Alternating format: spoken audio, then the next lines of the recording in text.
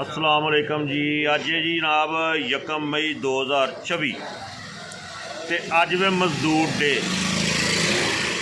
ते अफसरां सारियां नूं पूरी दुनिया ते छुट्टी है ते मजदूर बेचारा अज फिर काम ते वो छुट्टी क्यों नहीं करता? क्योंकि निके निके घर बच्चे ने, उन्होंने सहूलतां मिलन तो छुट्टी करे, रज के खाण नूं रोटी मिले तो छुट्टी करे। जो उन्होंने पता है कि असी घर मैं कमा के शाम नूं खड़ना है तो मेरे घर को थोड़ी जी सब्जी पकनी है, और निक्का गोश्त वड्डा गोश्त मुर्गी का गोश्त ये तो बेचारे गरीब आदमी की पहुँच तो बहुत दूर हो गया है ना। ये तो हुण वड्डी ईद ते भी बेचारे असी लोग जिहड़े मजदूर गरीब लोग हाँ जिहड़े कुर्बानी नहीं करते, वो वड्डी ईद ते भी बेचारे तरसते रहिंदे ने कि गोश्त किसी के घरों आवे, तो भी फैशन बन गया साडा जनाब कि सानू वो भी नहीं लभदा।